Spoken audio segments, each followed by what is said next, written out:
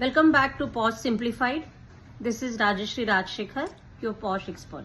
Today we will go little into the history of this law, or maybe not law, the history of this concept of sexual harassment. So if you notice, the topic of work-related sexual harassment has gained attention in recent years. However, the Me Too movement emerged in 2017 and many women, they started talking about the kind of treatment or the kind of trauma they are going through because of the sexual harassment, and brought out the magnitude of the problem faced by number of women. And this statistical data helped, and somewhere in at the later stage, because of this law, not only this country, in various countries, because of this law, all these women who talked about their issues, they got some platform, legal support to fight for their justice. Now, when was this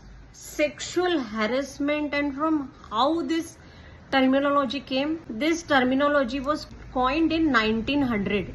It is not the terminology which has come in 2013. The terminology was coined in 1900, and a feminist legal scholar, McKinnon and Farley, they introduced this term called sexual harassment in 1970. Came in really early days, but finally the term got introduced in 1970. And then it talked about not just legal part of it, but it also started talking about how negatively it affects the work, performance, the health problems that women go through. That's why we talk about compensation. The compensation part in this law comes from there, that they go through mental trauma, they go through health issues, and how that can be handled.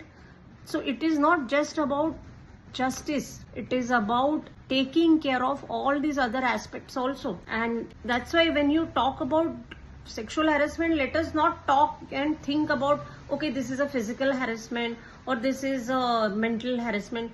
No, there's the whole life of a woman is involved in that, and how socially, physically, bodily, mentally she gets affected. And can we help her come out of this? Because it's not a one-time trauma. Because when she goes through this trauma sustainably for some time, then she comes and complains. We will discuss a lot about this, lot of other topics. This law is not against anyone. This law is for women, which I will talk in my next episode. Thank you.